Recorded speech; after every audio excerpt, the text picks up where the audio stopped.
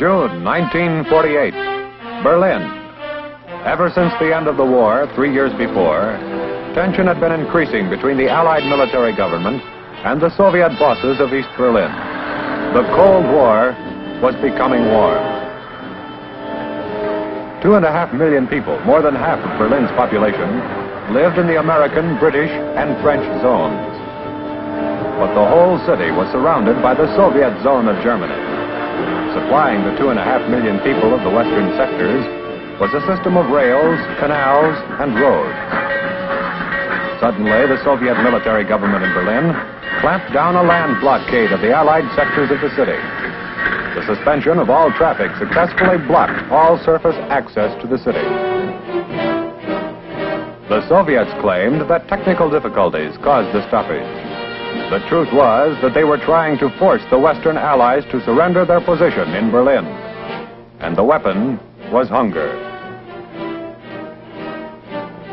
The occupation personnel of the Western nations, both military and civilian, along with the 2.5 million of the German population, were threatened with starvation. What were they all going to do for food and fuel? With all the arteries into the city closed, Berlin was paralyzed. With the fuel supply cut off, there wasn't much electricity. Nearly all of the lights went out. The Allies made an important decision: to hold Berlin. In late June 1948, General Curtis LeMay, commanding general of the U.S. Air Forces in Europe, started the airlift. Our all-out effort began on the 28th, when we airlifted about 300 tons. From airfields like Rhine-Main near Frankfurt, we flew the air corridors through the Soviet zone to Tempelhof Field in Berlin. The airlift was our first important use of air power as an instrument of national policy, according to Secretary of the Air Force Symington and General Vandenberg, Chief of Staff. General Lucius Clay, our European Commander-in-Chief, joined in accepting the challenge. The call went out for cargo aircraft from all parts of the world.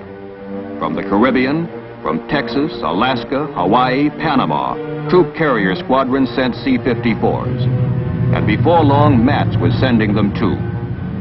In the States, Westover was our jumping-off place for airlift planes preparing to span the Atlantic. The Combined Airlift Task Force headquarters was established at Wiesbaden. The entire operation was now in business in a big way. Army, Navy, and Air Force, working together, gave an inspiring example of joint action. And we mustn't forget that the British and the French gave much help. Headed by General William Tunner, who had been in charge of the aerial supply missions over the hump in Asia during World War II, the Airlift Task Force was ready for a long haul, pouring supplies into Berlin and bringing out manufactured goods. Rhine-Main was the chief air gateway of the corridor to Berlin. The Army Transportation Corps moved supplies in from ports and railheads in 10-ton trailers, about the cargo capacity of a C-54.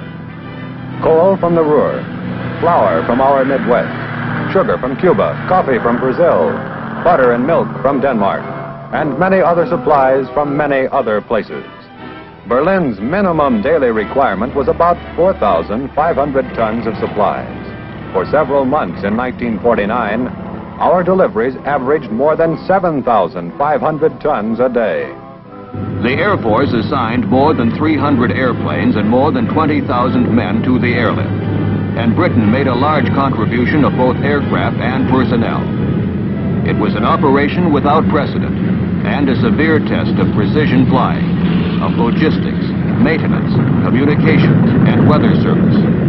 Some of us had bombed Berlin, and now we were trying to keep the same city alive. It meant that we had to get more from each airplane and from each man than ever before. Takeoffs with full loads were 3 minutes apart. The air corridor to Berlin was narrow and dangerous. With 40 to 50 airplanes going through it simultaneously, they had to be accurately spaced. And until the late stages of the airlift, they were flown at 5 different levels, the levels being 500 feet apart. This called for extremely precise air traffic control. Here, the position of each aircraft in the constant stream of C-54s was plotted and replotted. And every 3 minutes there was a landing at Tempelhof, the Berlin air terminus. Each aircraft in Operation Vittles flew 3 round trips every day to Tempelhof or to the other airfields in the Allied sector. At the end of the line, volunteer crews of displaced persons were always on hand to unload our aircraft, and it took an army of them. At the height of the airlift, the control tower at Tempelhof handled more than 400 landings and takeoffs every day, 7 days a week, around the clock, and regardless of weather. Operation Vittles really gave us, in 15 months, as much experience in air transport as we ordinarily get in 10 years. When bad weather arrived in the fall, everyone was put to the supreme test. Rain and heavy fog day after day. The communists expected the airlift would be broken, but it wasn't. We kept right on. Army Airways communication system operated a network that fed information to ground control approach at Tempelhof. Rotating GCA antennae tied air and ground together. GCA operators, at radar scopes 24 hours a day, talked us down at the rate of a landing every 3 minutes. Baker George 2, this is the final controller. Remain on receive for the remainder of this transmission. Maintain your present elevation and continue vector 315. You're almost at the glide path. Begin your rate of descent at 500 feet per minute. We're starting down the glide path. Rate of descent is good. Azimuth is good. Elevation good. Very nice flying indeed. Maintain your heading. On course. On the glide path. Very good. Now over the end of the runway. Azimuth and elevation both perfect. Touchdown in 4 seconds. Take it over, Baker George 2. It's all yours from here. At first we used a good many C-47s, but for an operation on this scale they were too small and too slow. So the C-54s took over. We soon began setting records, and then we broke them as fast as we made them. Coal was vitally important. We had to fly it in if there was going to be any heat or light or power in West Berlin.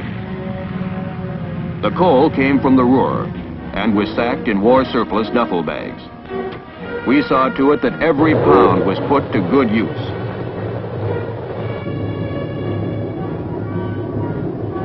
Berlin was saved because the airlift kept the fires burning, kept wheels turning, kept the ovens going. Not long before, we had been delivering bombs to compel peace. Now we were delivering bread to maintain that peace. The airlift cargoes kept the city alive. Before Operation Vittles, Berlin was one of the places where children cringed in terror at the roar of airplanes overhead. The airlift planes taught them they need cringe no more. In 15 months, the airlift brought in 2.25 million tons of supplies, life-sustaining necessities, the greatest feat in transportation history, achieved by the RAF, the United States Army, Navy, and Air Force. Meanwhile, in this building at Fort Worth, Texas, another great Air Force achievement of a different kind was taking shape. The B-36, the first genuine intercontinental bomber. No aircraft had ever had a wing spread like this, 230 feet. That's equal to a distance from home plate in Yankee Stadium to a point over 100 feet beyond the second base. No bomber ever had such tremendous fuselage space. From nose to tail and from wall to wall, the equal of 10 good-sized living rooms. The B-36 was first conceived in 1941, and by 1946, she was ready for her first test flight. Big, wasn't she? Her main function was to carry bombs. but she went up well armed with 8 gun turrets, each mounting 2 20-millimeter cannon that could fire explosive shells as well as armor-piercing projectiles. That was more and better armament than any other bomber ever had. Being one of the most complicated engines of war ever built, the B-36 needed a crew of 16 specialists. Every one of them was a man of great experience and skill, and they worked together for long periods and achieved a high degree of teamwork. It was an honor to be picked as a member of a B-36 crew, and the men who flew the big bomber came to admire her. Talk about power. In the late stages of development, the B-36 had 6 piston engines of 3,800 horsepower each, and 4 jet engines, each capable of 5,200 pounds of thrust at takeoff.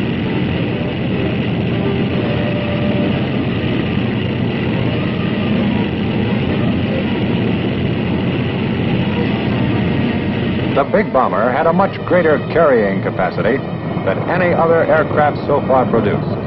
There was room in the 4 big bomb bays for 100 500-pound bombs, or when tremendously big ones were needed, the cargo could be 2 bombs, each weighing 21 tons.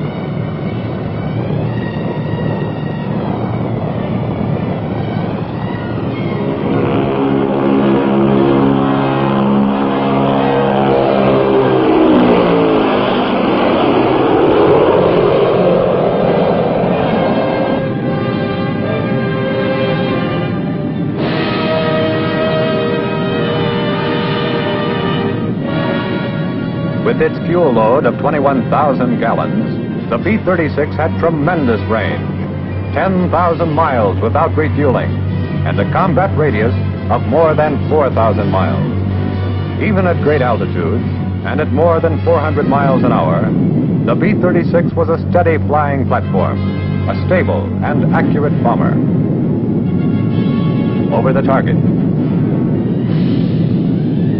With its speed, armament, and high-altitude capability, the B-36 became the Strategic Air Command's Sunday punch. It gave the Air Force one of its best means of winning friends and influencing people.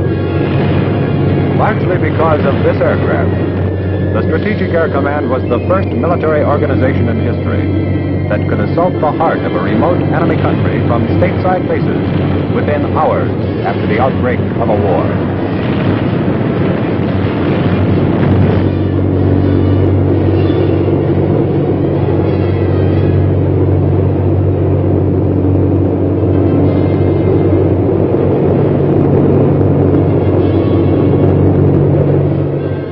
The B-36 proved to be a great airplane, and there was no question as to where it belonged. Right where it was, in the United States Air Force.